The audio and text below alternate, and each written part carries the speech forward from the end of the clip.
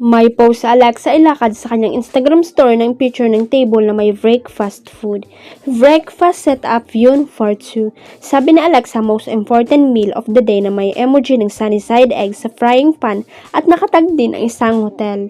Dahil for two nga ang breakfast setup ay marami ang nagduda na baka kasama ni Alexa na kumain si Katie, although hindi naman nakatag ang kanyang collab team.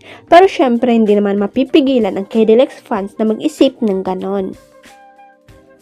Bawat ganap kasi nila Alexa at KD ay kinikikiligan ng mga fans.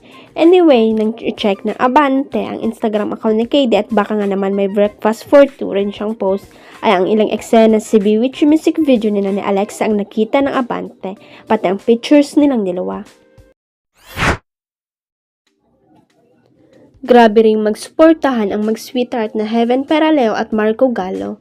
Imbes na sawayin sa pagmamotorsiklo si lalaki na mahilig ng magbike bago pa nabuo ang Marben tandem nila, ay sinama na lang ni Heaven si Marco sa hilig nito. Katwiran niya siguro if you can't beat them, join them. May adventure spirit naman kasi si Heaven at ang dami ring sinusubukang bagay. At isa na nga ang pagmamotorsiklo sa latest na sinubukan niya. Ayaw niya siguro maging merry angkas lang ni Marco.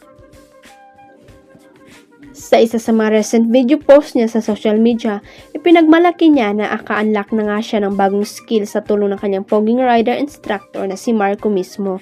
Bago pa man umandar ay maririnig ang mga bili ni Marco sa kanya. Mukhang madaling araw sa may Ortigas area siya nagbike habang nakatugaygay at nagbibideo si Marco.